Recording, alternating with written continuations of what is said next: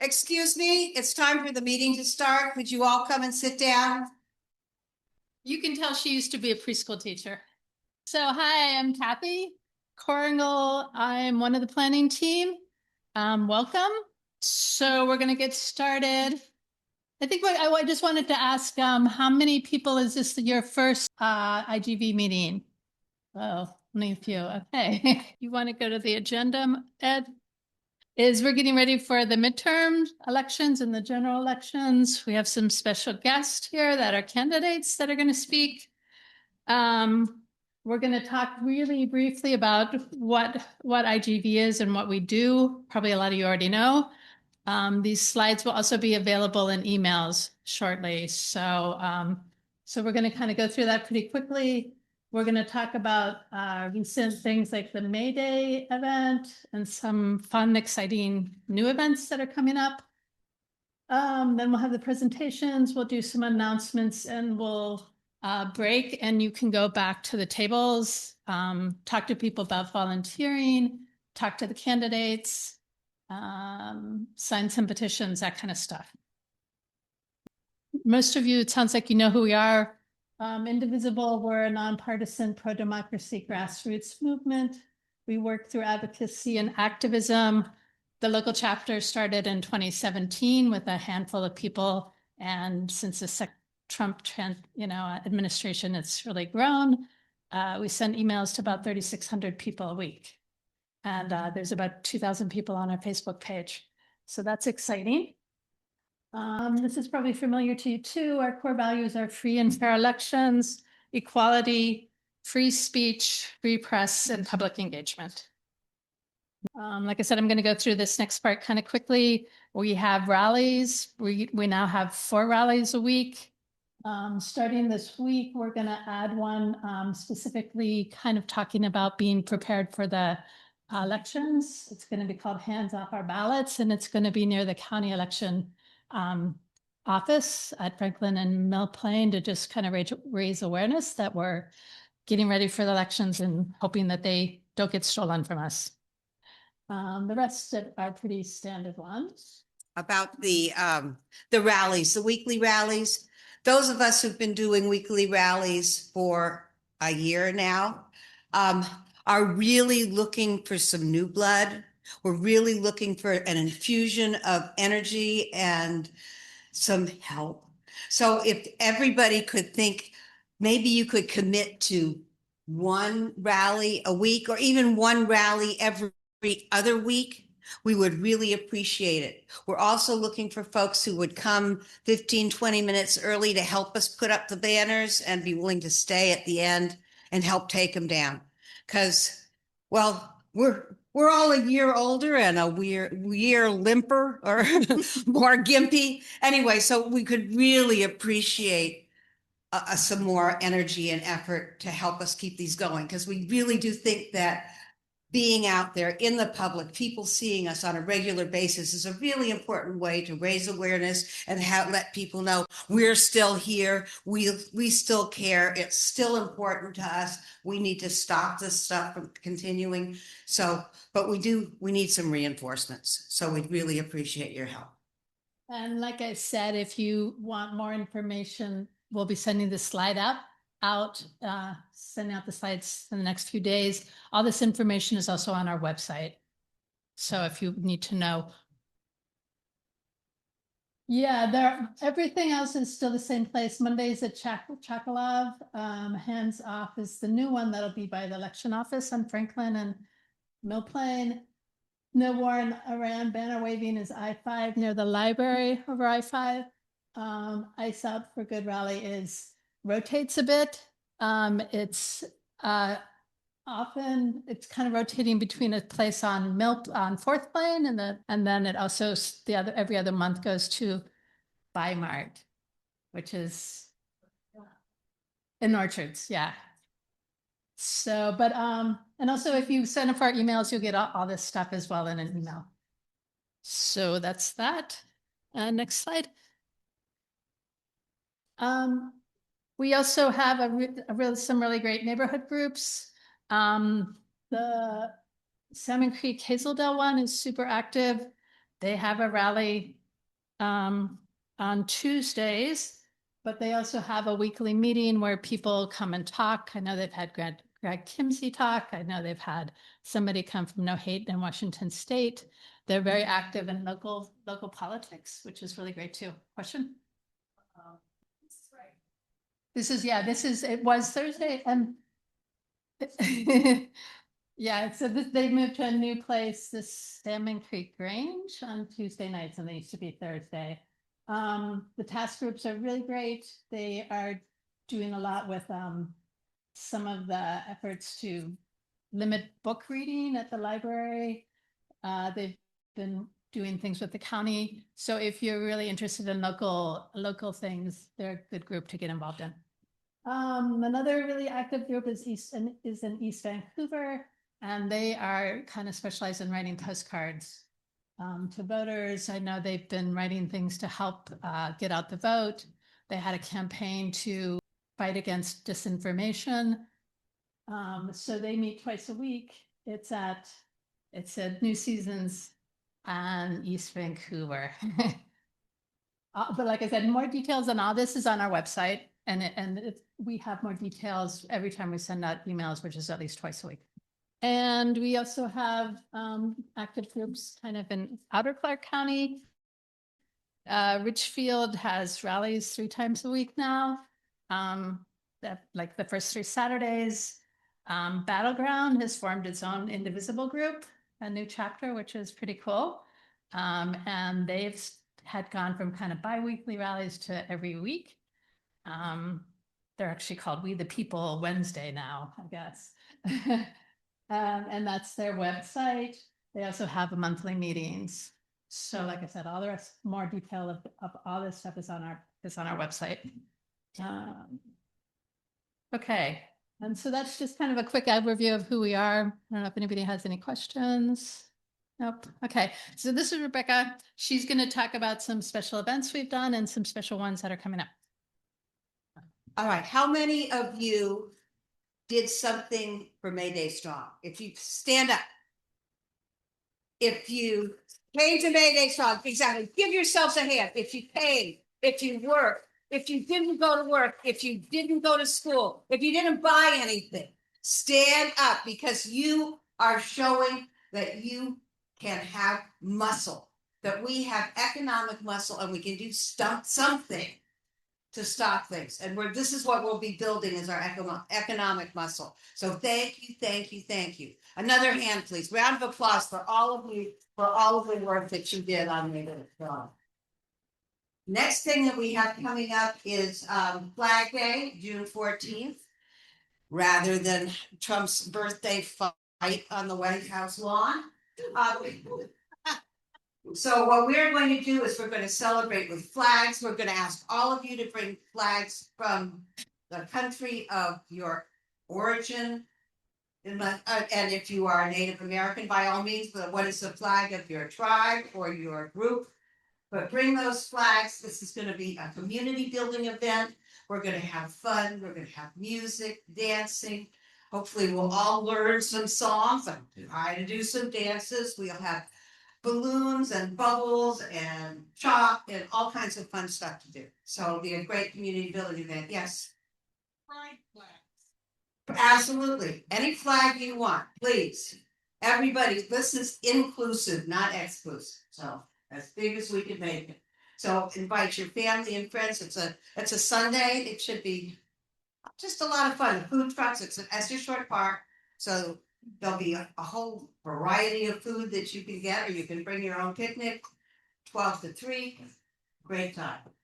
So save that date. We want you to come. The next one is July 4th, 4th of July. We all know what that one is. And again, we're reclaiming this 4th of July as a community event, as a time for us to have fun together. There'll be more details about that later. We have to plan kind of one thing at a time. So if we haven't gotten everything together yet. But again, the idea is for us as a community to build together, to spend time together, to get to know each other, so that we can hang in there for the long haul, because what we're fighting for is free and fair elections this November. So please come. And if you know a group that might like to table at either of these events, by all means, invite them, have them check out our website. There will be a form that you can fill out for tabling. Any progressive group that's forwarding free, fair elections, social justice, all of the things that we stand for, is very welcome to come and table at these events. So invite them to come too. Next slide. Is that me or done? Okay, Kathy's next. The next part, I wanted to talk more about what we're worried about might happen with the midterms and the general election, and what kind of things that you can do and that we're trying to do to protect free and fair elections. A lot of these things I think you're probably aware of too, but I kind of tried to make at least the highlights of some of the things that the Trump administration is doing to prevent free and fair elections. I know redistricting has been in the news a lot. We kind of thought we had caught up, and now the other side is pulling ahead, and none of it should have happened, but it's something that Democrats are trying to deal with the best they can. As far as I think everyone probably knows about the Save America Act too. At this point, it hasn't passed Congress. It's still kind of kicking around. We don't know if it will or it won't, but I will be talking more about how to maybe prepare in case it should. Basic idea is you have to have proof of citizenship to register to vote. The latest version, you also have proof of citizenship to actually vote, which would mean, like for us in Washington, you would have to send in a picture of your ID when you vote, and when you request absentee ballots, making it really hard to continue to have mail-in voting, which would be very sad. And then another part that probably people don't talk about enough is that part of the Save America Act is it requires states to share sensitive voter roll information with the feds. That supposedly they're supposed to put into a system to see if people are citizens or not. It's a very faulty system. It tends to have a lot of errors. And we also don't know what the federal government will actually do with this information, which includes things like your social security number, your address, a lot of personal information. A lot of states are fighting it, but it is part of what that bill is about. There's also been Trump's executive orders, which have kind of been held up in the court. But pointing towards even more limitations on mail-in ballots. He's threatened to nationalize the elections.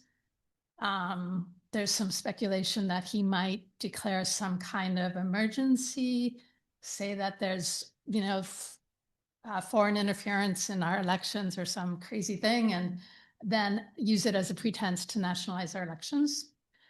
I think a lot of people know about the changes at the post office. They don't automatically stamp your mail as soon as they get it, which we'll kind of talk about how to deal with that. More recently, the federal government's been asking states for personal data on state election workers, with potential to harass them, like what happened in 2020. And then in our wilder fears, there's been talk about whether the federal government would seize ballots in areas with potentially close election results, like our congressional district, and just seize them under the pretense of they're looking for fraud or they're worried about fraud. So those are all things we take seriously, some more than others. And maybe you know more, but those are the kind of things we've been talking about in our groups about what to do, and I'll get to some solutions. Suen. My biggest concerns that have been following this act through the 3 times it's been through now is that a lot of women do not know that if their last name does not match their birth certificate, you won't be able to vote. Is that going to be valid in the state of Washington?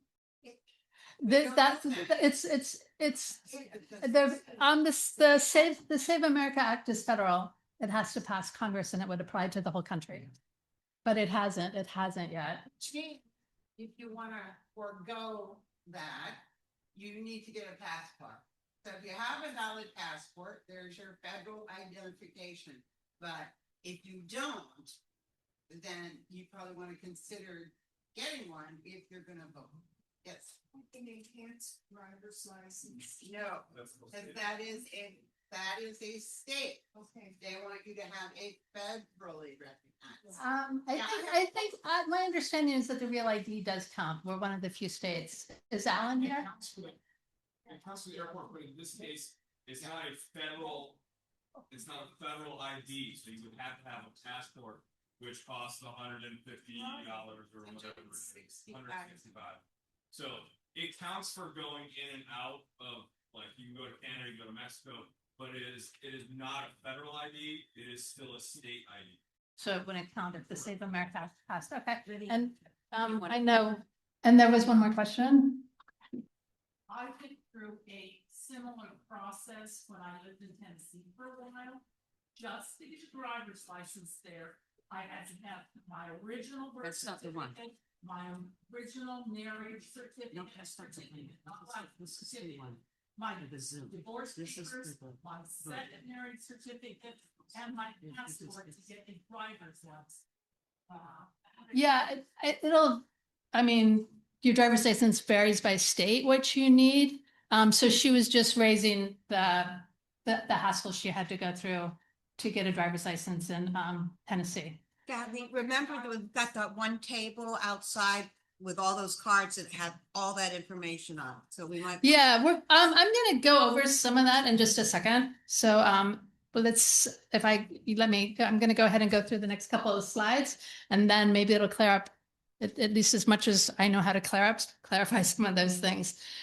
So next slide. These are just general things that we want you to be thinking of and telling your friends to do. And there's a really great website called votewa.gov. It's run by the Washington State Secretary of State's office. So it's a good all-purpose website that you can go to. Anybody can go to register to vote in Washington. You were kind of recommending people check their registrations often, because part of what Trump's administration is doing, although maybe not successfully yet in Washington, is trying to kick people off of voter rolls. So it's a good idea to get in the habit of checking your registration regularly. And you can do that at that website. Just make sure that you're registered. Every time you change address, you have to re-register. And then this is a really simple one, is to sign your ballot. It's the biggest reason why ballots don't get counted, is people forget to sign them. So we want people to be sure you remember to do that. We're also encouraging people, because of the hassles with the post office and that they don't necessarily stamp mail when they get it. We're really encouraging people to hand deliver your ballots. And do it early. You should, on the website, the Clark County website, I know there's a list of where all the ballot drop boxes are. I know where mine is. And find out where that is and go there. I know we had some ballot boxes that were vandalized, but the county auditor has talked to us before about they've done some things to make it safer. So we still think that's better than trying to mail it, or you can go into the election office, which is only open certain hours. So we're really pushing to people to vote early and hand deliver your ballot. Oh, and this is some other things in that same process. Once you've voted, you can go to the same website and see if your ballot's been accepted. And if it's not in Washington, you can cure it. That just means you go in and you fix whatever the problem is. So it's good to follow your ballot through the process. I know when I follow it, within days, it's usually been accepted, but it's always good to see where it is in the process, and they'll let you know. And this is something I didn't really know, but a member brought up. If you're 17, but you'll be 18 by the general election, you can register to vote. John? Sorry, that's incorrect. Yes. you can actually register to vote at 16 in Washington State. When you get your driver's license, you can register to vote at 16.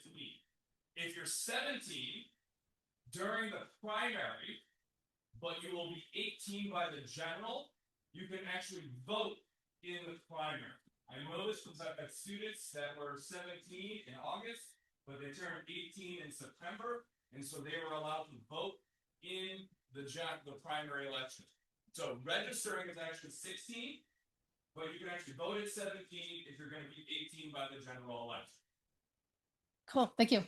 I think Zoom probably heard that.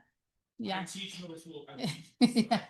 I know if you go to that website, it has more of those details than I was aware of. And I remember it said you could be 16 or 17. I thought it said that if you're 16 or 17, you can sign up to be automatically registered when you reach 18.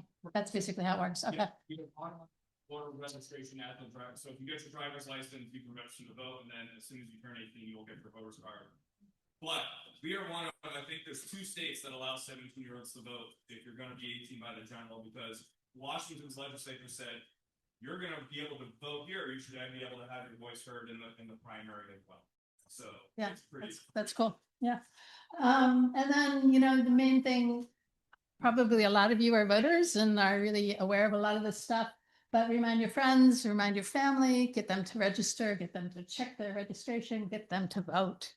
I think especially with redistricting, a lot of selection is gonna rest on getting people out to vote. Well, there's more of us, but we need to get to the ballot box. This is where I kind of talk about how you can kind of prepare for this if the Save America Act should be passed or something like it.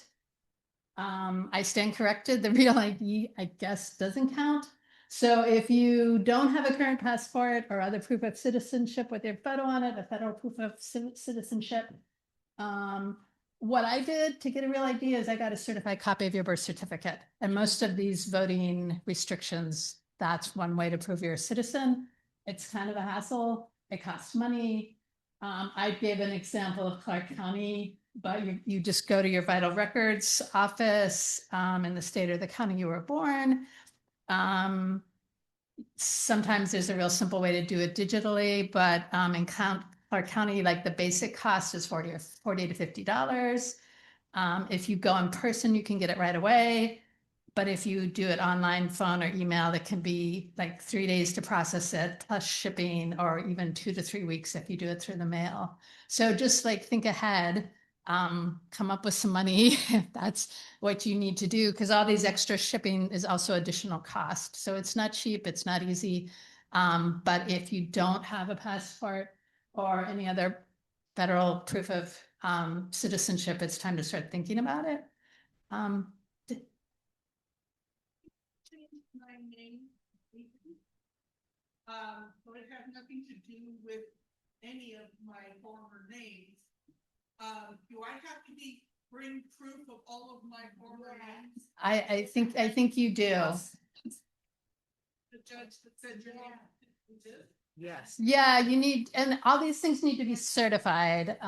So that's something to think about too when you order them. Most of the time they will say certified, but if they give a choice of not certified, you don't want non-certified, you want a certified copy.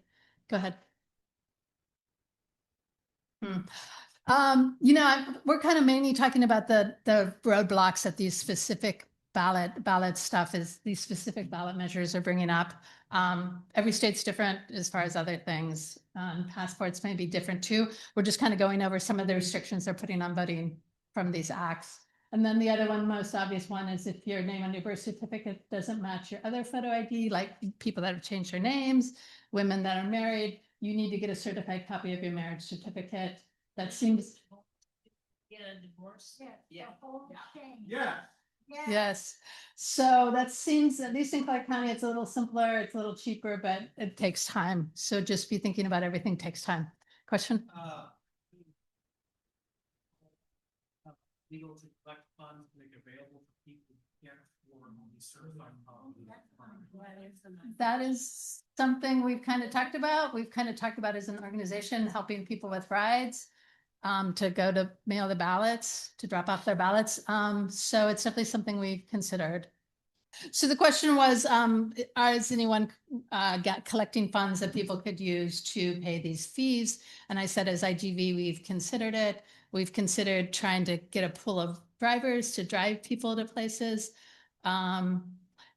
If you're interested in any of these things, for one thing, you can go to our volunteer table at the end and get on a committee. We also have an email called actions@indivisiblegreatervancouver.org. Send us your ideas.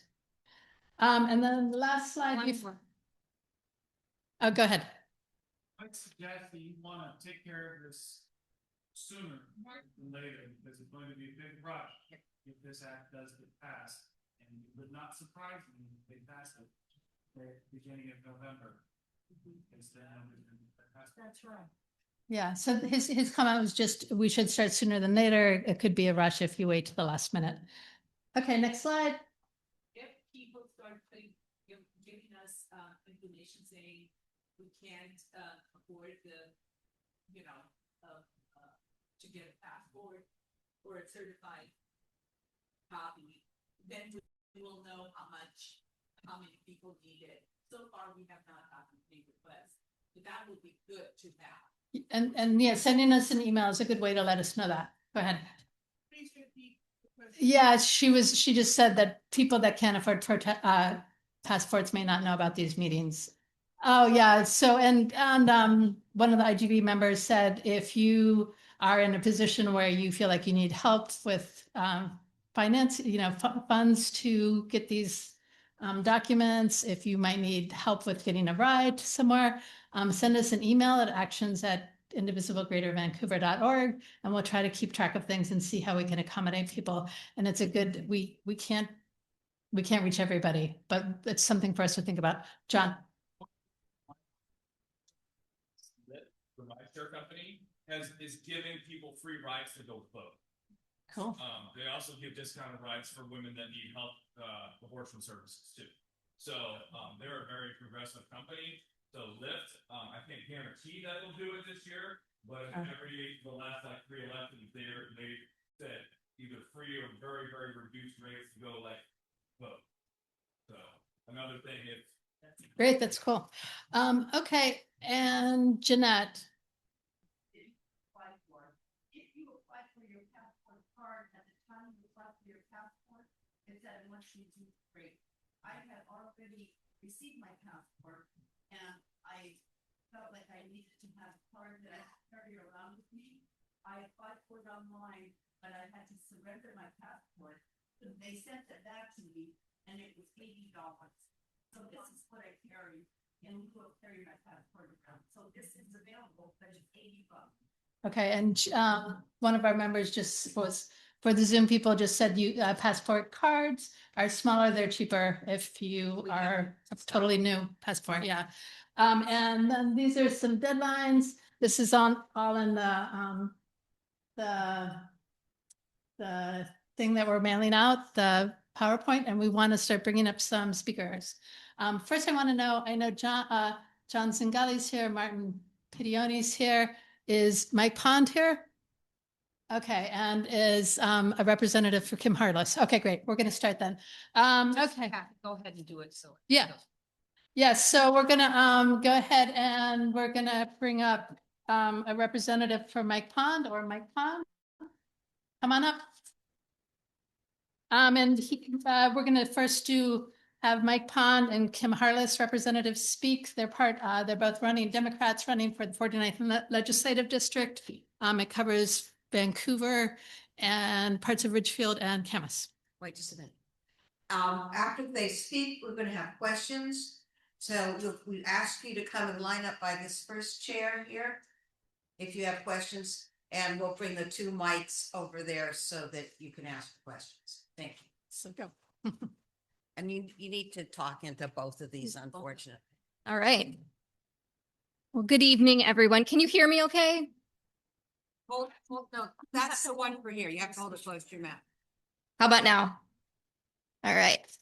So good evening, everyone, and thank you to Greater Vancouver Indivisible for the opportunity to be here tonight. I am honored to represent Mike Pond. He is a candidate for Washington State Representative in Legislative District 49, Position 1. Mike is running because he believes Southwest Washington deserves bold leadership that puts working people first. As a community organizer and nonprofit leader, Mike has spent his career doing what many elected officials say they want to do, but too often fail to deliver on. And that's bringing people together, building coalitions, and solving real problems. He understands what families across our district are facing right now: rising housing costs, overcrowded classrooms, an affordability crisis, and increasing attacks on our rights and our democracy. Mike is stepping up because this moment demands leaders who will not sit on the sidelines. Mike's campaign is built around a few clear priorities. First, affordable housing, because no one working full-time should struggle to keep a roof over their head. Secondly, fully funding public education, because because every child deserves access to quality education, no matter their zip code. Third, standing with workers, protecting unions, strengthening labor rights, and making sure economic growth actually benefits working families. Fourth, expanding healthcare access, especially behavioral and mental health care, because healthcare is a human right. And finally, defending the values we all care deeply about: democracy, reproductive freedom, LGBTQ plus equality, voting rights, and climate action. Mike understands that representation matters, but action matters more. He's not running to occupy a seat. He is running to do the work, to advocate loudly, to organize effectively, and to deliver results for the people of Southwest Washington. This campaign is building a coalition strong enough to win and bold enough to govern. Mike would be honored to earn your support, your endorsement, and your partnership in this campaign. So please learn more at votepond.com. And please join me in supporting Mike Pond for state representative.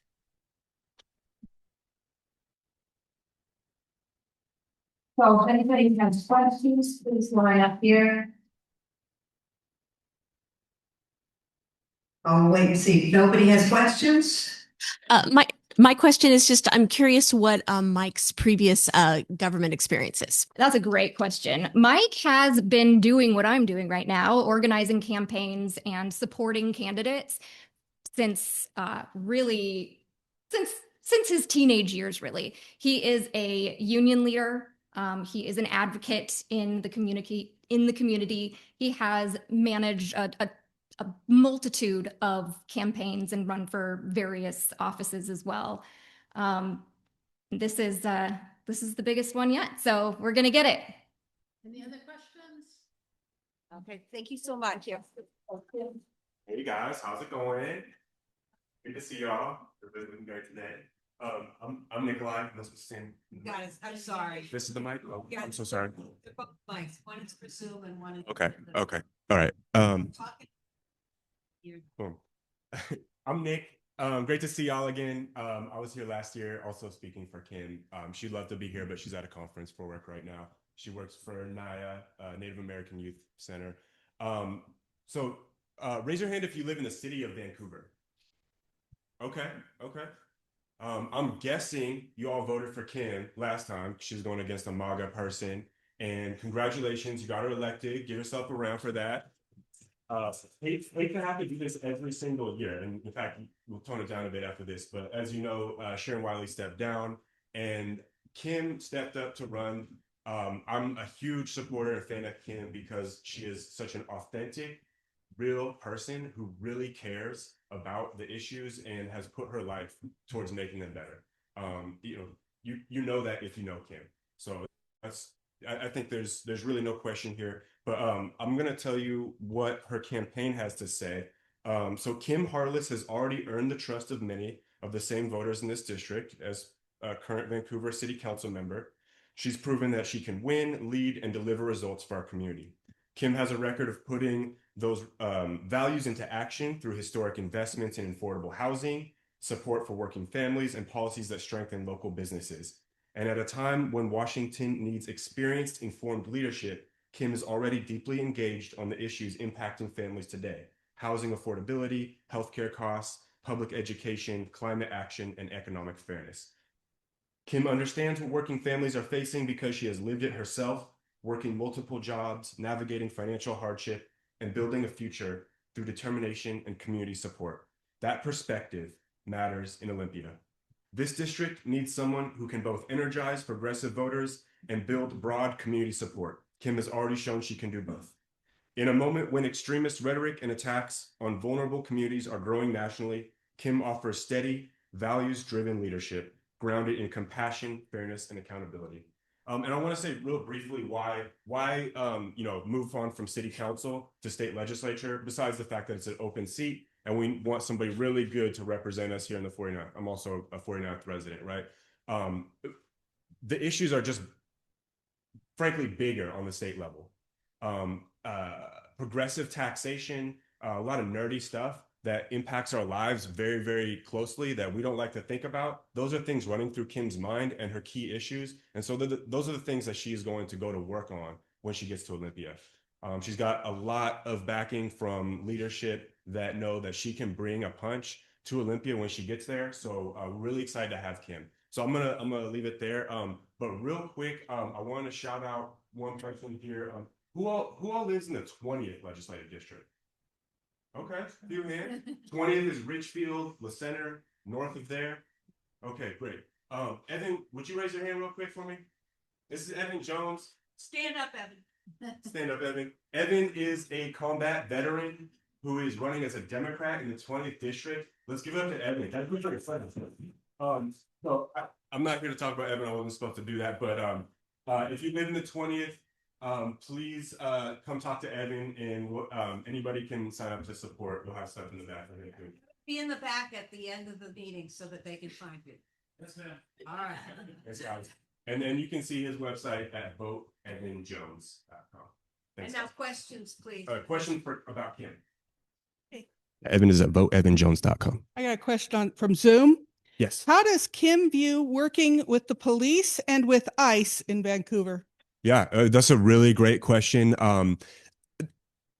So we rely on our police, right? And we're very blessed in Vancouver to have police that really care about the community. We've had police here at these meetings talking about how they protect what they're doing to protect our First Amendment rights. Some really, really good people. But that aside, Kim, with the lived experiences that she comes from, understands that there are certain reforms that will need to be made for public safety. But she's been endorsed by the Vancouver police in the past because there's a good partnership there. As far as ICE, I mean, yeah, you're not going to have a fiercer advocate for protecting our communities from ICE. Great question. I appreciate that. Cool. Thank you all. Yes. John Zingali. I'm running for Clark County Council District number 2 against Michelle Belcott and yes, Martin as well. There's 3 of us in this race. Including Salmon Creek, Felida, Hazeldale. Yeah, Salmon Creek, Felida, Hazeldale, but also drops down into the city. So it's part of the 18th legislative district. It's also part of the 49th legislative district.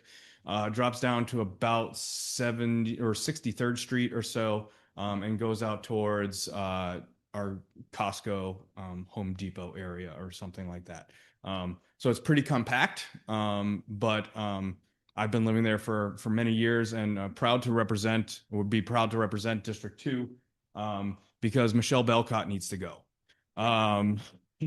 That's just first and foremost. A little bit about me.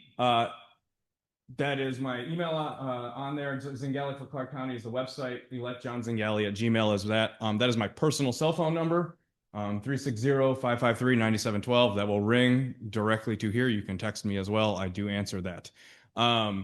So currently, I always have to say this because I got told back in October that I am the 2026 Southwest Washington Teacher of the Year. Along with that, I've actually been the State History Teacher of the Year 1, 2, 3, like 4 different times. I have a national award for my work in civics, along with many other countless awards. I've been teaching middle school social studies at Vancouver ITech Preparatory for the last 13 plus years. What I love about that teaching there is it's not just textbooks and tests. I actually do project-based learning. I am an official partner with the National Park Service in Fort Vancouver. I've got some people in the back there that know students that have produced work for this. I believe in giving back to our community. That's what a lot of the work we teach is. And when we talk about getting things done, I've never been handed curriculum. Everything I've done in my entire teaching career, I've created from scratch and then earned those awards. I've gotten students to be successful, and I want to keep making sure that we have a great community here in Clark County for those kids who may venture off to go to school to come back to. It is a wonderful place to live. Prior to teaching, I actually spent 13 plus years in grocery retail. So when we talk like worker, I'm a union advocate. I've been a union member since I was 15 years old. I am very pro worker, pro union. We need to make sure that people are being paid living wages. So when we are doing our county contracts, we want to make sure that people are getting fair wages and livable wages.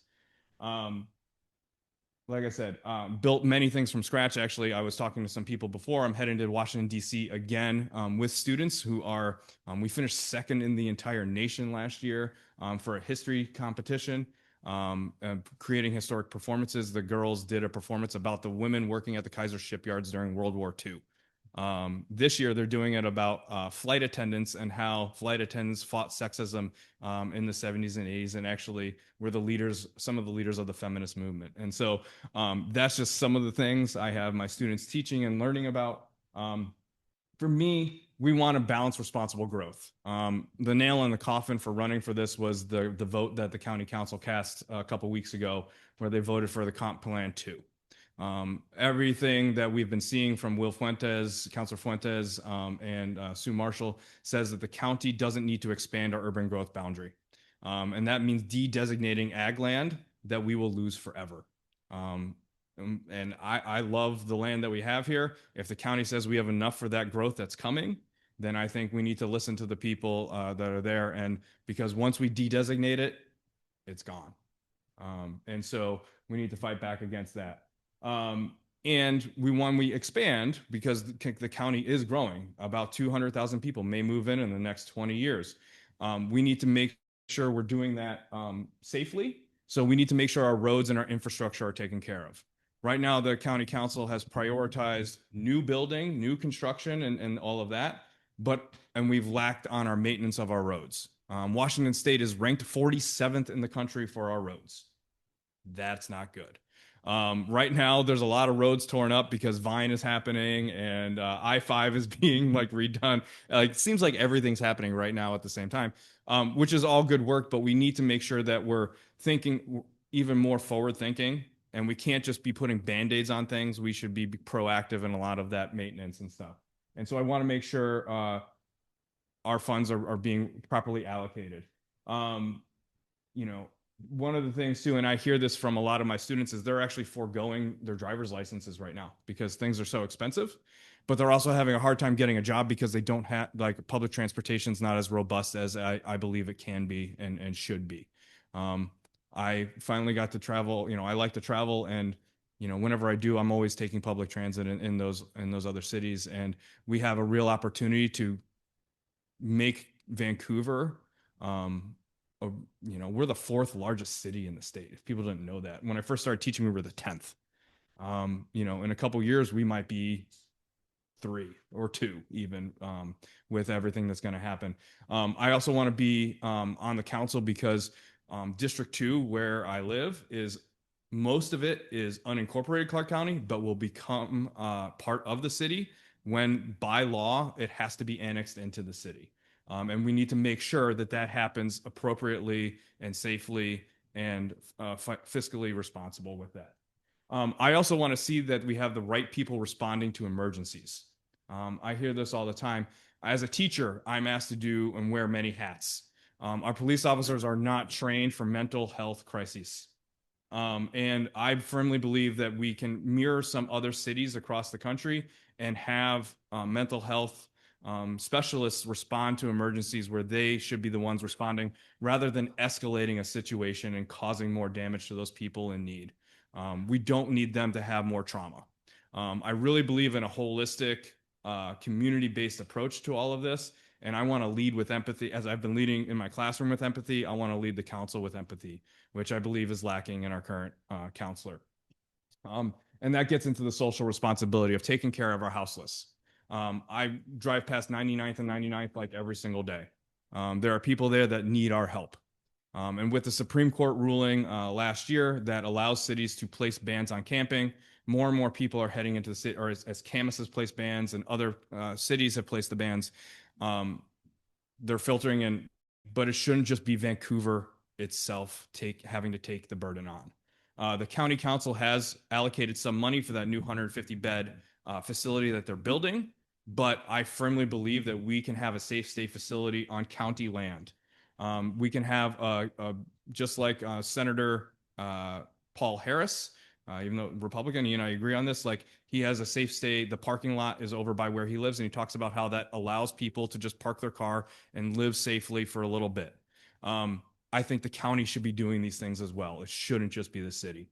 And before people get homeless or houseless, we need to make sure that they know how they can stay in their homes. There are programs available to help them, so we need to make sure we're doing educational outreach for all of those things.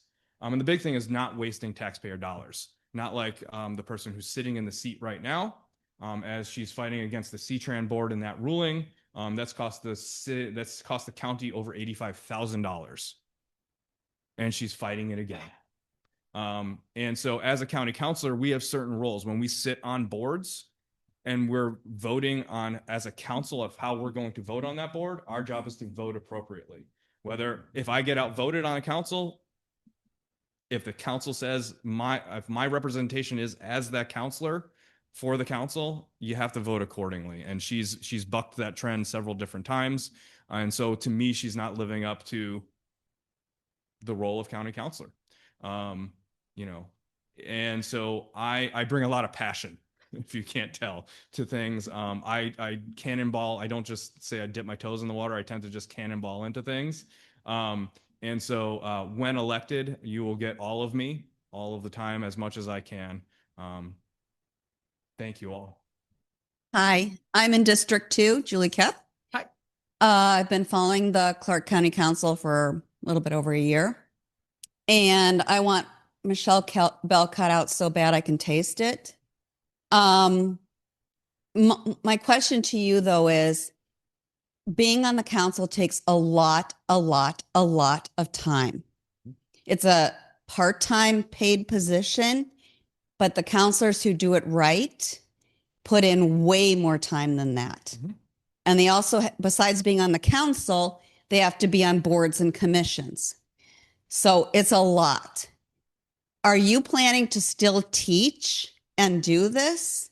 Yes and no. So I'm already working with, so we have in our union contract legislative leave or governmental leave for that. So I will be taking days off to do the work sessions on Wednesdays. So I won't be doing those things.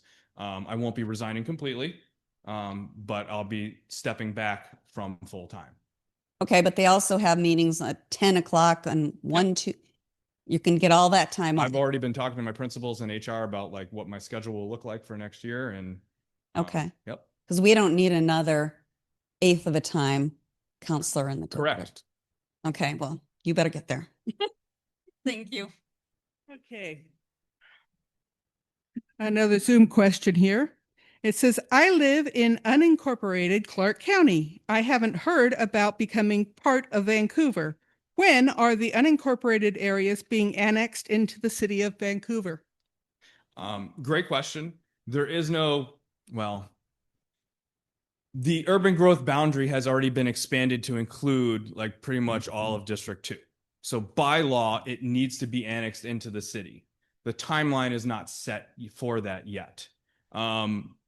I'd have to dig into, and I can sit down with Mayor Ann the next time I see her and ask her a little bit more about that. But by law, it has to happen. And that's the comprehensive plan that did get passed. And so when those areas get put in, they do need to. I've actually talked to both Councilor Sue Marshall and Will Fuentes about that as well. So it will happen. And then that does change like the services that will be addressed. So like instead of the Clark County Sheriff coming to my house, it would be Vancouver Police. And so you do get, in my belief, some more robust services to some of those things. And then you're a part of the city too. So. Question. Great.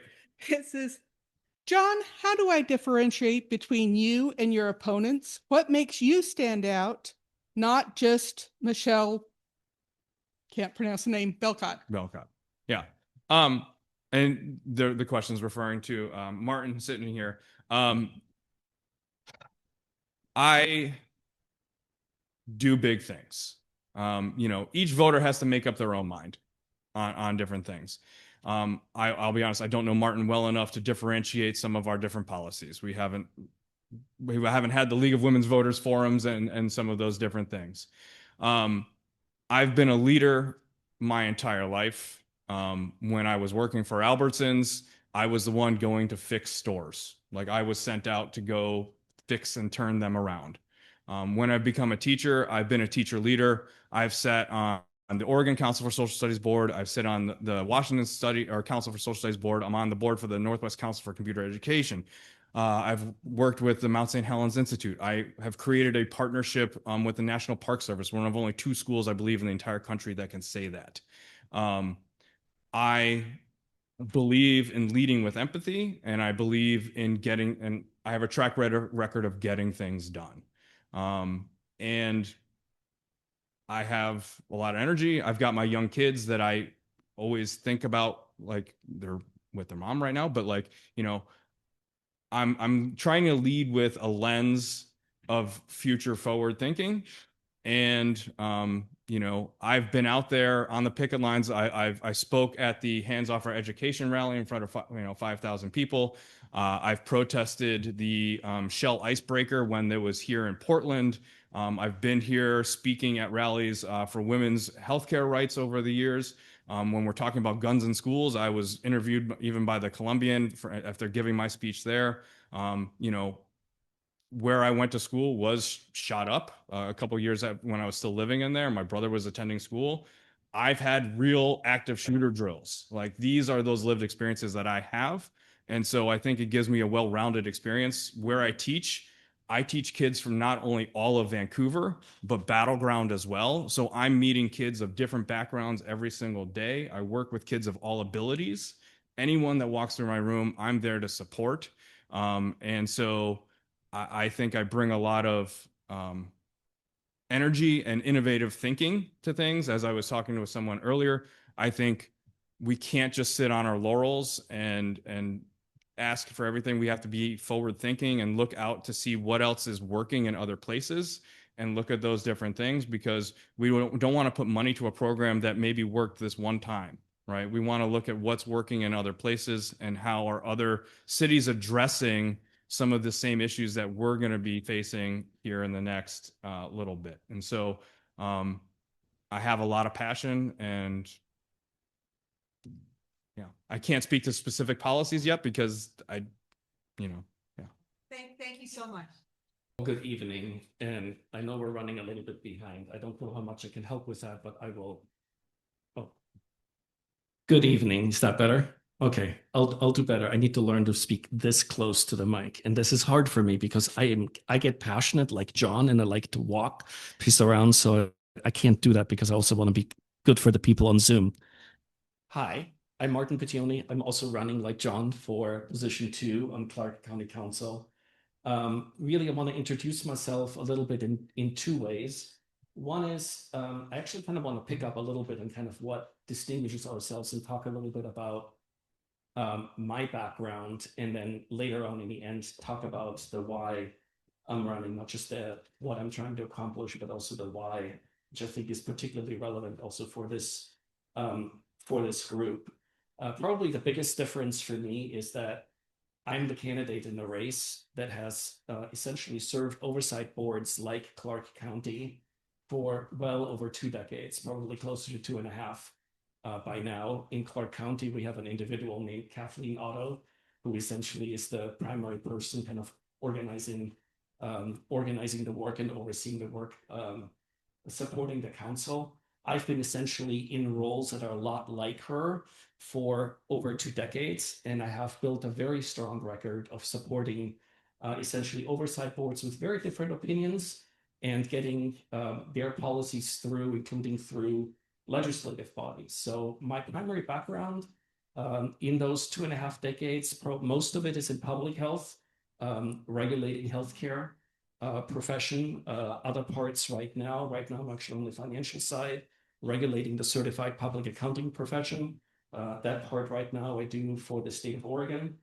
And essentially have had really, I can essentially say I don't just have ideas, I haven't just done it, I also have a record of significant accomplishments. And I'll just touch on 1 or 2 to give you a little bit of an idea, right? Probably the hardest thing that I've ever had to do in government was when I ran into a situation working for one of my mental health related boards. My primary background in public health is in behavioral health and in behavioral health regulation. Probably many of you know that there's a fair amount of public health component to the Clark County Council work. And I'm happy to, in more than one way. I get why it's also a little funny, but there's also some serious parts there. And essentially what I'm super proud of is I ran into a situation where there was a real equity issue, to kind of put it in your terms, right? Where we figured out that in Oregon, you could diagnose and treat a patient completely legally without any license or oversight by the state. It was not at all handled the same way as if you're going to a dentist or a regular medical doctor, right? And it was actually a really, really difficult thing to fix because essentially it was two-tier healthcare, right? It's essentially the people that got their healthcare through the public sector. Good luck in terms of what those standards looked like. Those that were lucky enough to have private healthcare insurance, they had insurance panels that make sure that folks were actually licensed appropriately, right? Getting that fixed was really hard because, quite frankly, most state agencies were against it because it was against their model. And I got that through inside of 9 months. And it was pretty much one of the hardest things that I've had to do when I've worked with legislatures for off and on for about 40 years now. Here in Washington, on the opioid side, one of my proudest pieces is working on the prescription drug monitoring program.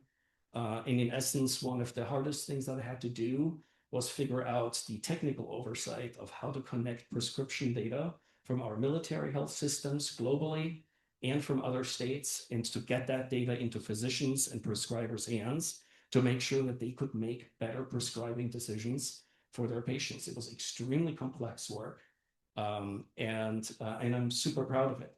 So my point here is, I've run state agencies, I've balanced budgets, I've done some really complex work, and I will be super proud to bring that type of background and experience to the council. So now I have to figure out how to change a slide here. Oh, we're already there. So in terms of my priorities, right? There is not, to kind of make this as short as possible, I will tell you this. I'm going to piggyback on what John said around the issues that he cares about.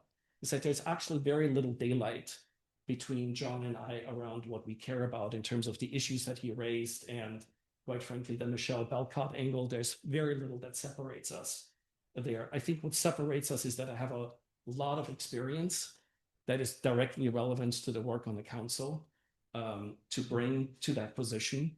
I can commit that I will show up. I respect John's work as a teacher enormously. I think he's clearly phenomenal, right? I'm lucky enough that I can say, hey, I don't have to work through those issues of needing to get time off or figure out like how to navigate or balance the work on the council. I will be able to focus on this. I can simply make that commitment, right? In terms of the issues, in the interest of time, you have them up here. I care just like John about affordability, public safety, sensible growth. He and I agree on supporting the alternative one. There's one little difference that I think, or at least addition, maybe it's the fairer word to use, that I will add in there. Affordability is a really complex issue. For me, it's also very personal. I'm, shocked when I go to the grocery store for the prices, just like you. I have 2 adult daughters and a granddaughter living in my house because they can't afford to live anywhere else, right? I feel it just like everyone else, right? But one of the things that I'm super concerned about that I think is very much within reach of the type of authority that the Clark County Council has is the permitting process.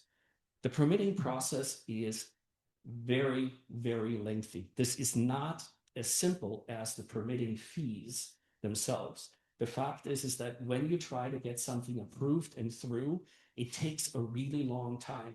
And folks, that's a lose position. It's a lose position for the builders that want to build. It's a lose proposition for the labor that wants to show up and do the project. And it's a lose proposition for the folks that are trying to buy what comes out of that process because it makes it so much more expensive. So that's one of the things that, quite frankly, I intend to drill down on and see what it is we can do to speed up the permitting process, because that has a lot of costs. Finally, I want to make this a little bit more personal and talk about why am I actually doing this? This is my first time in. I'm not a politician. I've worked in government, but this is the first time I'm running. John has a lot more experience with that than I do, and I respect that a great deal in terms of running. For me, this is all still new and a little bit scary, right? So why am I doing this, right? And I actually want to connect it to how this meeting started out, right? There was a slide up right at the very beginning that talked about something close to, if you want to preserve democracy, you need to step up, right? There was a step up picture, right, on the first one here. And for me, I'm an immigrant. I grew up in Austria and Germany, and I came over here on a student visa, and about roughly 40 years ago, I naturalized and I became a US citizen. So why am I here? How does this connect to my race, right? To this race, right? For me, it's very personal. As an immigrant and as a naturalized citizen, I will say I'm super concerned about what's been going on in this country over the last few years. There are things that are at stake, whether it's all the issues that you talked about earlier, the fair elections piece. We haven't really touched on the rule of law piece, but it's a little bit connected into all of this. There are things that are at stake in this country now that I never thought would be at stake. And that is what got me off the sidelines. So yes, in part, it's about I have a lot to offer and I would like to offer that to Clark County, right?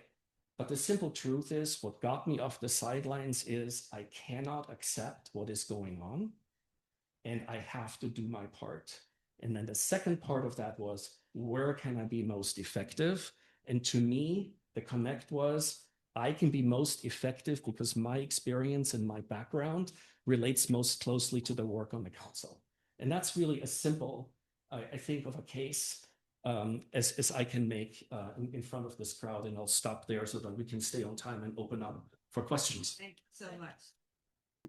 All right, another Zoom question here.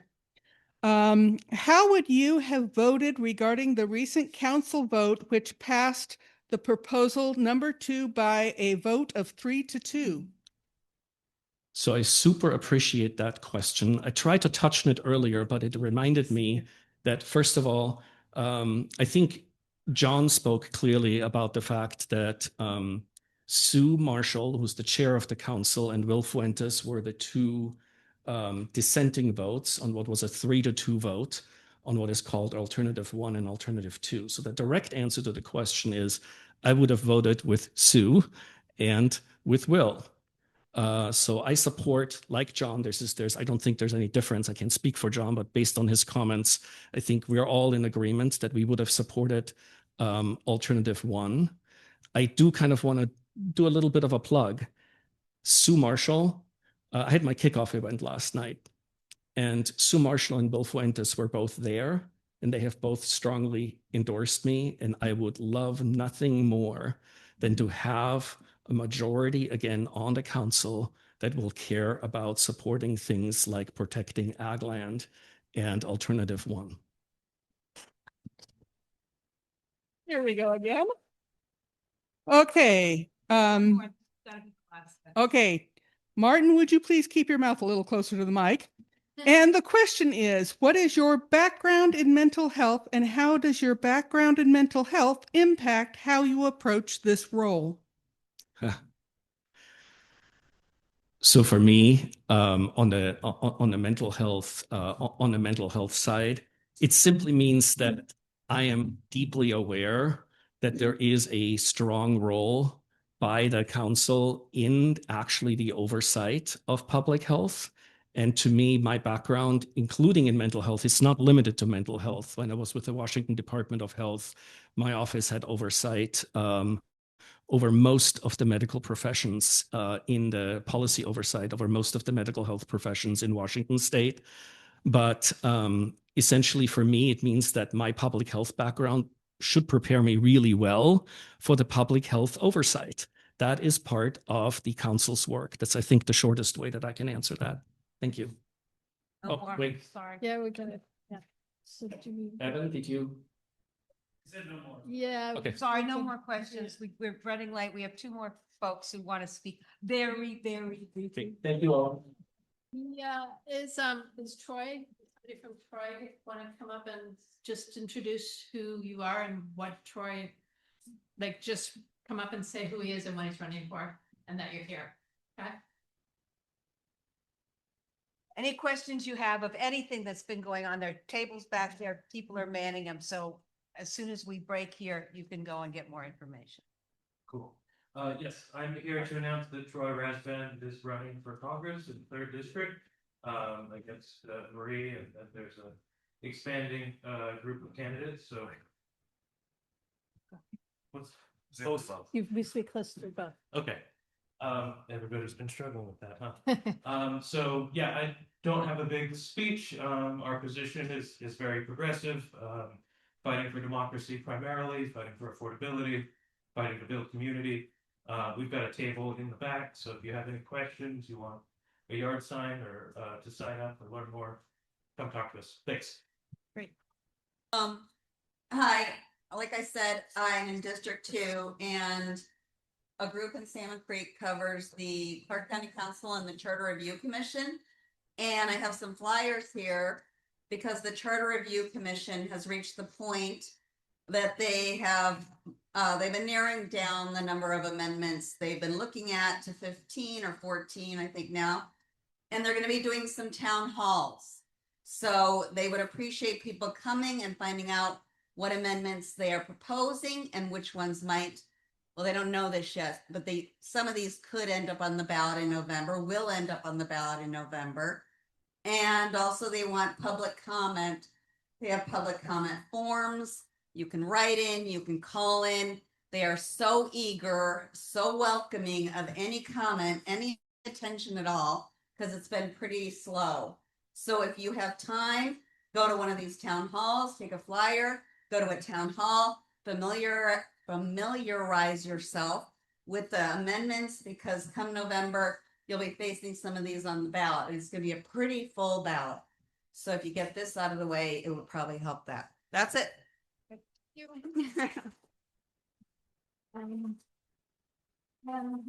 and the Salmon Creek group does a great job of following those county things. They have a newsletter that comes out on Tuesdays that you could try to get on. And we're going to break into just a second. These are some of our teams. You can go back to and volunteer to sign up our teams. Rapid response does a lot of planning. There's a volunteer team. We need people to help with social media. We haven't advertised it much, but we have someone trying to help get people to write letters to the editor. And you can contact Cindy at that email. And we have a couple petitions in the back. One is to Citizens United, and the other is to ask the governor to get ready to defend our elections. Also, we are collecting food donations like we always do. And there's the library issues back there too. Oh, then, okay. There's information about things going on with the Fort Vancouver Regional Library. Which we want to make sure that we actually have real And collecting intellectual money. freedom. Collecting money for Jose. Oh, okay. And then also we did an email and a couple of emails. We followed the story of Jose Paniagua Calderon, the guy who was detained by ICE and they ran over him. His family has an urgent legal need. They just found out they have a big legal expense coming up. We've been collecting donations online. If you'd like to donate, you can do that back there too. And the next 2 slides, if you just want to flip through them real fast. As always, we're following, we work with LULAC, get on the rapid response team on Facebook. They did have 3 detainments today, sadly. I'm not exactly sure where, but in the area. That's a good way to see what's going on in terms of ICE. And then the next slide is, these are 2 places where you can give to the 2 local LULAC councils. The first one is they do rapid response family support. The second LULAC does, it's just for legal defense funds. And then the last slide, these are all our websites. Check us out, get on the email, sign up for our private Facebook. We do have a YouTube channel now. It's pretty exciting. We're going to start putting these recordings of the meetings on the YouTube channel, so check it out. And then last one is our next general meeting is January. Next slide is June 11th. So thank you for coming. Go visit the candidates. So I'll be back there. Check out our volunteers. Thank you for coming.